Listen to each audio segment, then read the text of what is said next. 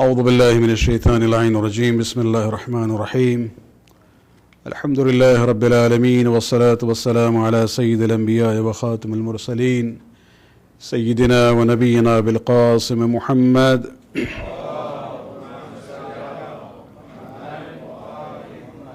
وعلى أهل بيته الطيبين الطاهرين المعصومين واللعنة الدائمة الباقية لأعدائهم من الآن إلى قيام يوم الدين. أما بعد، فقد قال الله سبحانه وتعالى في كتابه الكريم: شهر رمضان الذي أنزل فيه القرآن هدى للناس وبينات من الهدى والفرقان. صلوات.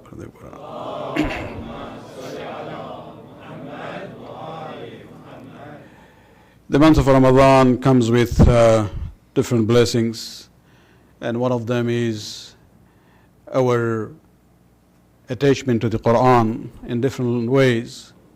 Many of us do the recitation, many of us also go through the translation of it, and some of us even ponder on the meanings of the ayat of Quran.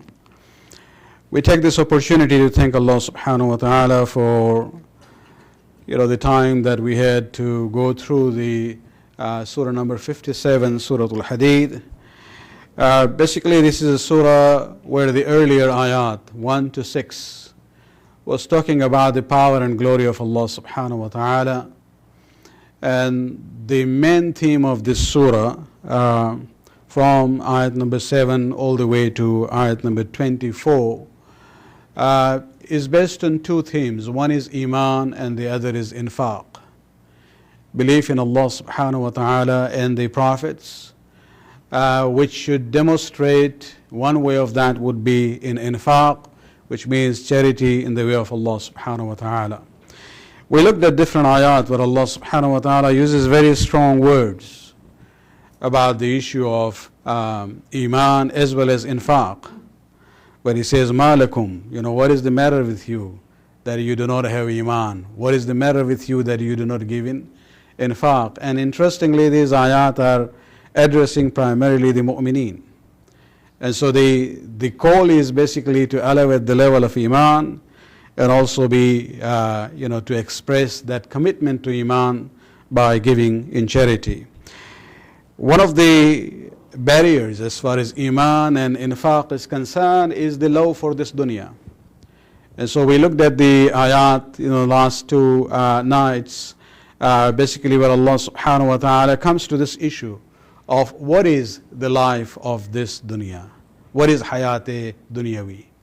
And we went through these ayat where Allah subhanahu wa ta'ala says, وَاعْلَمُوا أَنَّمَا الْحَيَاةُ الدُّنْيَا لَعِبٌ وَلَهْوٌ وَزِينَةٌ وَتَفَاخُرٌ بَيْنَكُمْ وَتَكَاثُرٌ فِي الْأَمْوَالِ وَالْأَوْلَادِ. That, the way Allah subhanahu wa ta'ala says, look at this dunya, what is it? It is just la'ib. It is just to play, it is for amusement, it is for adornment and beauty. People go tafakhur bainakum, trying to express glory and vain glory among ourselves, boasting that I'm better or I have more than you. وَتَكَاثُرٌ فِي الْأَمْوَالِ وَالْأَوْلَادِ. And there is a competition to increase more in amwal and of course awlad. And then Allah subhanahu wa ta'ala says, now compare that to akhirah. وَفِي الْآخِرَةِ عَذَابٌ شَدِيدٌ وَمَغْفِرَةٌ مِّنَ اللَّهِ وَرِضْوَانٌ. It's interesting, he combines azab with maghfirah there. That when it comes to the akhirah, yes, on one hand you have severe punishment, on the other hand you have the forgiveness from Allah subhanahu wa ta'ala and His ridwan and His pleasure. وَمَا الْحَيَاةُ الدُّنْيَا إِلَّا مَتَاعُ الْغُرُورِ. The life of this dunya, if you don't really look at it properly, this will be the basis of deception for you. And therefore now, instead of doing this tafakhur bainakum wa takasur fil amwal, Allah says, yes, there is a competition in this dunya. And this is the ayat we looked at last night, سَابِقُوا إِلَى مَغْفِرَةٍ مِّن رَبِّكُمْ. Even if there has to be a competition, the competition has to be for the maghfirat of Allah subhanahu wa ta'ala and the ultimate goal, which is Jannat arduha ka'ardi as-sama wal arz, which is very vast. أُعِدَّتْ لِلَّذِينَ آمَنُوا بِاللَّهِ وَرَسُولِهِ. and it has been prepared for those who believe in Allah and His messengers. At the end, Allah says, begins with maghfirah in this ayat and ends with fazl. ذَلِكَ فَضْلُ اللَّهِ يُؤْتِيهِ مَنْ يَشَاءُ. That we shouldn't be asking Allah to deal with us on the basis of justice. We should be asking for His grace, for His forgiveness, for His maghfirah. وَاللَّهُ ذُو الْفَضْلِ الْعَظِيمِ. Now the same theme is continuing with the last three ayat of this main theme of the surah. Ayat number 22, 23 and 24, that we will look at it this evening. And the continuation is very interesting. Now Allah subhanahu wa ta'ala says, وَمَا أَصَابَ مِن مُصِيبَةٍ فِي الْأَرْضِ وَلَا فِي أَنفُسِكُمْ إِلَّا فِي كِتَابٍ مِّن قَبْلِ أَن نَّبْرَأَهَا إِنَّ ذَلِكَ عَلَى اللَّهِ يَصِيرٌ. No affliction, no musibat befalls in the earth or in yourselves, but that it is already written in a book, even before we created it. Verily that is easy for Allah, so that you may not grieve. لِكَيْ لَا تَأْسَوْا عَلَى مَا فَاتَكُمْ وَلَا تَفْرَحُوا بِمَا آتَاكُمْ. So that you may not grieve for what escapes you, nor be overjoyed with what He has given you. Let us look at these two ayat first. Musibat. Musibat means affliction or suffering in a way. Now, when Allah subhanahu wa ta'ala in this ayat, He is talking about two kinds of afflictions and suffering. Number one, natural disasters. When He says, مَا أَصَابَ مِن مُصِيبَةٍ فِي الْأَرْضِ, whether it has to do with flood or earthquake or drought or other similar things. And then He says, فِي أَنفُسِكُمْ, in yourselves. It could be disease, illness, other issues. And when we look at that, we are basically told here that all these things, Allah knows about it, and He has the knowledge of that even before He created us. مِن قَبْلَ أَن نَّبْرَأَهَا, before even we created all these things. And so this is beginning with the statement that Allah subhanahu wa ta'ala is fully aware. He knows what are the causes of all these musibat, the masa'ib, and the affliction and the sufferings. Now, why is this there? What is the connection with the ayat which came before, where Allah subhanahu wa ta'ala talks about the life in this world? Basically, the connection is that Allah subhanahu wa ta'ala would like to show the transitory nature of this world. That remember, this world, the way it has been built, they are what we call God-made disasters. We are not even talking about humans, what they have done to themselves or the earth. We are talking about those masa'ib, those elements of affliction which are in the control of Allah subhanahu wa ta'ala. Allah knows when it happens and how it happens and where it happens.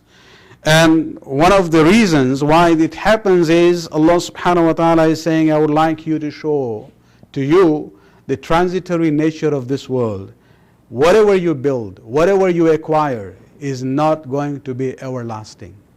It's going to end one day, either by the natural process or by these kinds of disasters that we see around us in our own lifetime.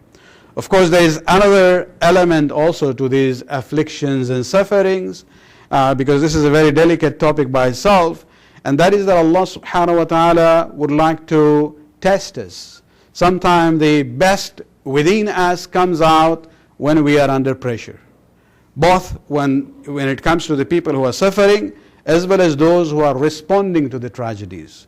So imtihan and ibtila, test and trial, is there at both levels. And this is a very complex issue in Islamic theology.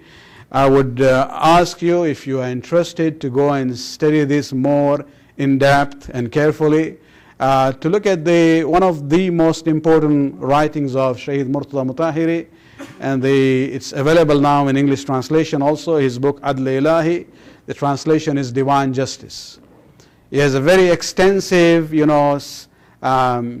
chapter there where he talks about this issue of suffering. and how it plays into the system of the universe devised by Allah subhanahu wa ta'ala. But here Allah subhanahu wa ta'ala is putting this theme of masa'ib, suffering and natural disasters as a way of letting us know that this dunya is not there forever.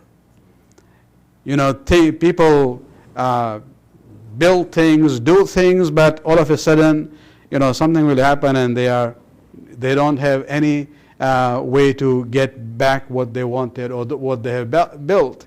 And this is a kind of a reminder which comes even now, even though we are advanced quite a lot, but these kinds of natural events still remind us that there is a supreme power who is basically managing this universe the way he wants.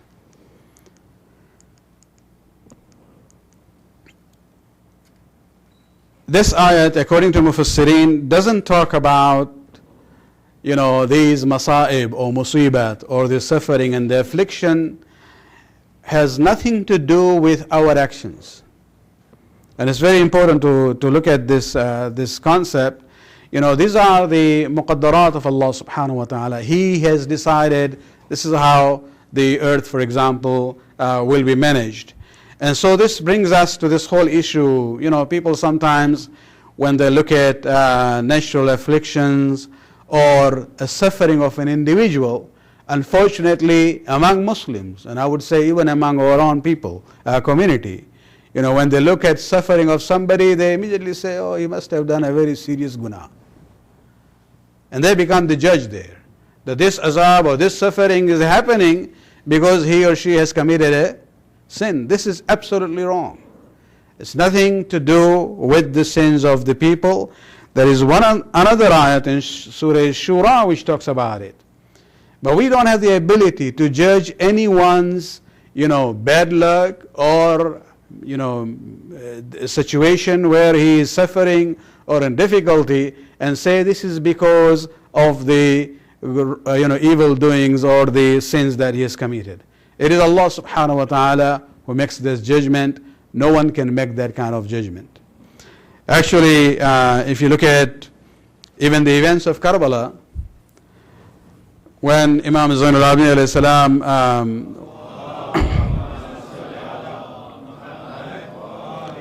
and his family were presented in the court of Yazid, Yazid recited this ayat from Surah Shura, ayat number 30, which says, وَمَا أَصَابَكُم مِّن مُصِيبَةٍ فَبِمَا كَسَبَتْ أَيْدِيكُمْ, that whatever musibat or suffering that you are going through is because of your own deeds. So he was trying to basically say that because, na'uzubillah, your father and family has done wrong, that's why this is happening to them. And at that time, Imam Zainul Abidin recited this ayat of Surah Hadid. He says, you have not understood. That ayat of Surah Shura doesn't apply here. The difficulty and suffering that we are going through is part of the imtihan and ibtila. It is part of the test and trial that Allah has put us through. ما أصاب من مصيبة في الأرض ولا في أنفسكم إلا في كتاب من قبل أن نبرأها. And Imam recited this ayat. And this is where we have to understand that sometimes, people can be very, very hurtful to others. When they make those kinds of judgment, we don't know. Because remember, there is a saying among our Urafa where they say, al-bala lil-bala. When Allah subhanahu wa ta'ala loves someone, one way would be that He will put him in bala to see, what is the level of his love. So what do you know?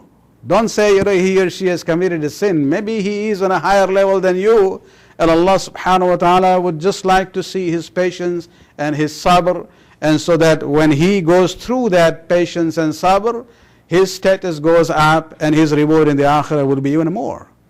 And so keep this in mind when we are talking about this issue of, especially natural disasters. It becomes a habit for us, when we see, for example, natural disasters happening in the western part of the world, we say, see, this is azab.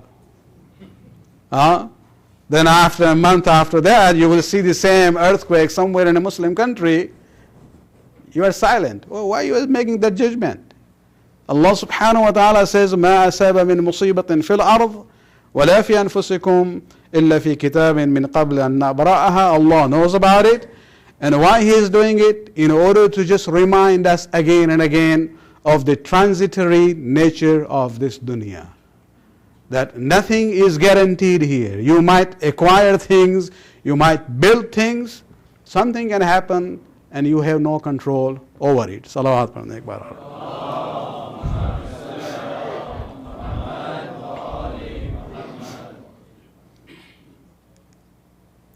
One very interesting perspective that Amir al-Mu'minin has on this issue of understanding the transitory nature of this world. This is from his khutbah number 81 or 82. It depends on which sometimes the numberings are not always same. And it's a very, very short statement of Amir al-Mu'minin about the dunya, where he says, ما أسف من دار. How would I describe this house, this dunya? أولها عناء وآخرها فناء. In the earlier parts of your life, it is hard work you go through, and at the end you are going to die. So you work hard, gather things, but by the time you gather everything, it's time to retirement, and then Malakul Maut says, "Come on." And so the Amir al-Mu'minin says, beginning is hardship, at the end is fana. في حلالها حساب وفي حرامها إقاب. If you are earning halal, you are still accountable for it. And if it is haram, there is azab and punishment for it. And then وَمَنْ اسْتَغْنَ فِيهَا فُطِنَا. And whoever is rich, becomes rich in this dunya, he will face temptations. And whoever is poor will face grief. So basically he's showing the transitory nature of this dunya. Remember the akhirah, that is your eternal abode. مَنْ سَعَاهَا فَاتَتْهُ وَمَنْ قَعَدَ عَنْهَا وَاتَتْهُ. It's very interesting where he says, those who seek that, it runs away from them. And those who don't seek, it comes and tempts them. And so it's all, constant struggle and challenges. And then the powerful statement that he has, مَنْ أَبْصَرَ بِهَا بَصَّرَتْهُ وَمَنْ أَبْصَرَ إِلَيْهَا أَعْمَتْهُ. The literal translation is, he who looks through it, he who looks through the dunya, it will bestow him sight to understand the reality.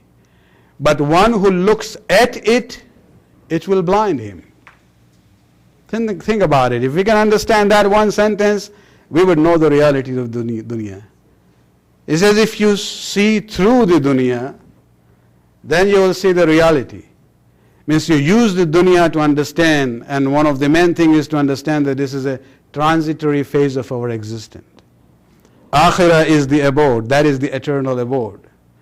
But if you look at the dunya, then this dunya is going to make you blind. Now how can that happen? This is not easy to digest, but let me give you an example to simplify this statement of Amir al-Mu'minin. You might go to somebody's house, in the living room or right in the entrance, they might have a very beautiful mirror, which is not just a mirror, it's also a decoration piece with a beautiful framing and everything. You go there and look at it. There are two ways of looking at the mirror.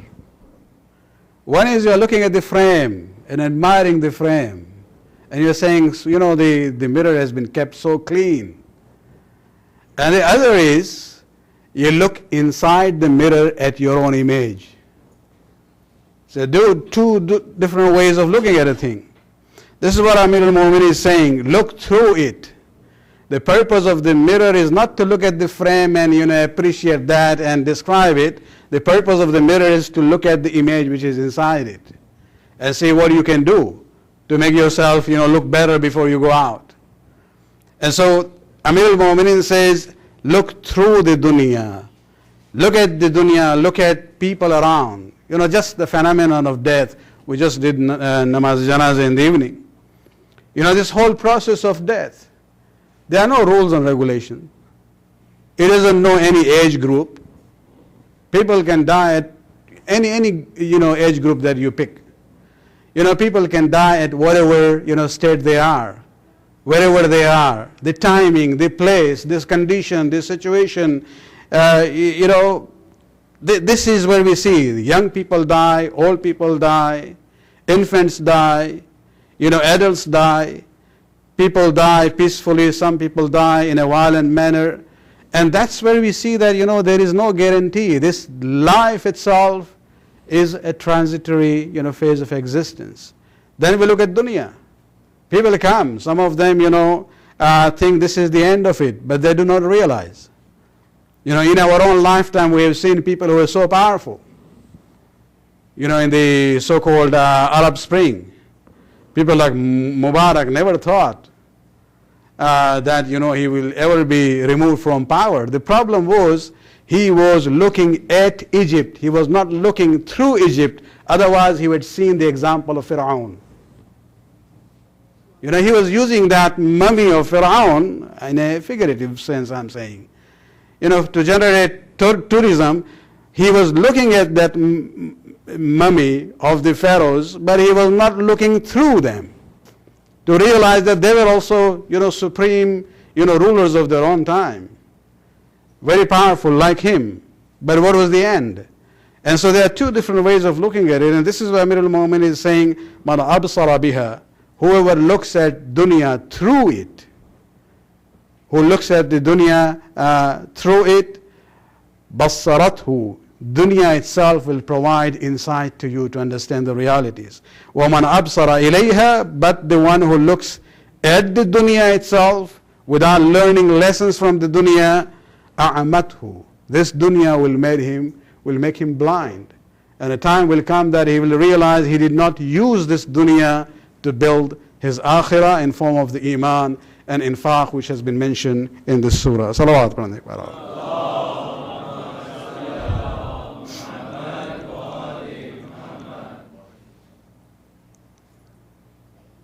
والله لا يحب كل مختال فخور الذين يبخلون ويأمرون الناس بالبخل ومن يتولى فإن الله هو الغني الحميد.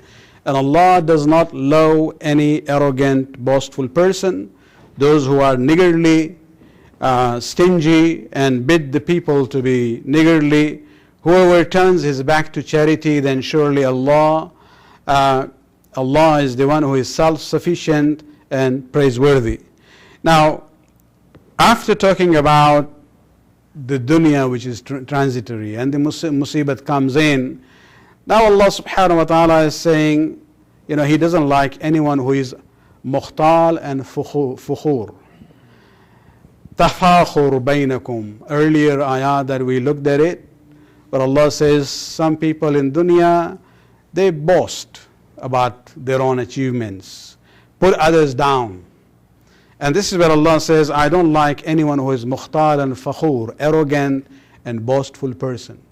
Mukhtal from, khayal, which means that a person who thinks about himself to be a somebody, whereas in reality he is nothing. And the point is that if you know that this dunya is not permanent, it is a transitory phase of life, there is no basis to be arrogant, to put others down, and to be boastful. The first phrase, mukhtal, is more a attitude, mental state of a person. And fakhur is basically somebody who now, says those things. I'm this and that, in a way that he puts other down. We are not saying don't be happy about yourself, don't be happy with your success, but not in a way that you put others down. That is the problem. And this is what Allah subhanahu wa ta'ala says. He doesn't like anyone who is mukhtal and fakhur. And this is where the question would be, with the transitory nature of the world, why be arrogant and why be boastful? And then he describes their characteristics. الَّذِينَ يَبْخُلُونَ وَيَأْمُرُونَ النَّاسَ بِالْبُخْلِ. These are the people who basically are bakhil themselves. because they are thinking about building their own life better and bigger. We have all these, we hear these days, bigger houses, few people, bigger houses, smaller hearts. And this is the phenomenon that we see.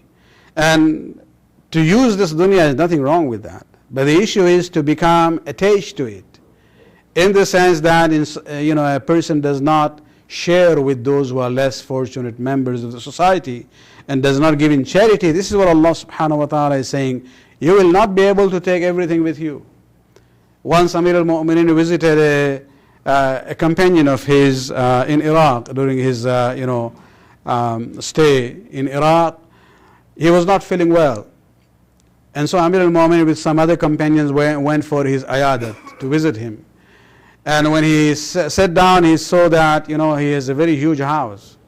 So after all the, customary talk about, how are you feeling and this and that, Imam said, mashallah, you have such a big house, but you need this more in the akhirah. For a moment, this host became concerned, but Amir al-Mu'mineen continued. He said, but if you want, you can take this house with you to the akhirah. And then he says what you should do. This should be a place where you give charity. This should be a house where your relatives and, silatul rahim, maintaining the ties, can be expressed through this house. If you do all these things, fulfill your obligations to others, then you will be able to take this house with you to the akhirah. Not in a physical sense, but in a symbolic sense. And so we are not talking about, not having a good life here. The issue is that, remember, we use this dunya for the akhirah, and one of the important ways is through sharing with those who are less fortunate members of the society. And so Allah says they are stingy themselves, and they even urge others. Just think about your future and this and that. Well, you have to plan for the future, but remember, dunya is not permanent. If you have that transitory phase in your mind, knowing that akhirah would be the eternal abode, then you will plan for that also. And finally, Allah subhanahu wa ta'ala ends by saying, فَإِنَّ اللَّهُ هُوَ الْغَنِيُّ الْحَمِيدُ, that He is a ghani. Ghani means somebody who doesn't need anything, free from need. Al-Hamid, the one who is praiseworthy. Now, why has this sentence come at the end of this ayat? Because if you remember the ayat we have discussed earlier, one of the ways Allah has urged us to give in charity is by putting charity, the words He uses, He says, this is like you give me qarza hasan.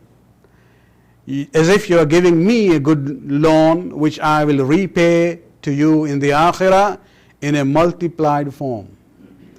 And so now Allah subhanahu wa ta'ala is saying to these niggardly and stingy people that when I say give in charity as a loan to me, don't think I need it. I'm just saying it in that way to encourage you, so that I will reward you multiple times more than that in the akhirah. Because Allah is Huwa al-Ghani, He is free from need, and Al-Hamid, the praiseworthy. May Allah subhanahu wa ta'ala increase our tawfiqat to understand the message of Surah al-Hadid as far as Iman and Infaq is concerned. May He accept our amal of this month, especially the fasting of the month of Ramadan. And may He always keep us among those who are followers of Muhammad, Ali Muhammad, and the Quran. Salawatullah alayhim ajma'een.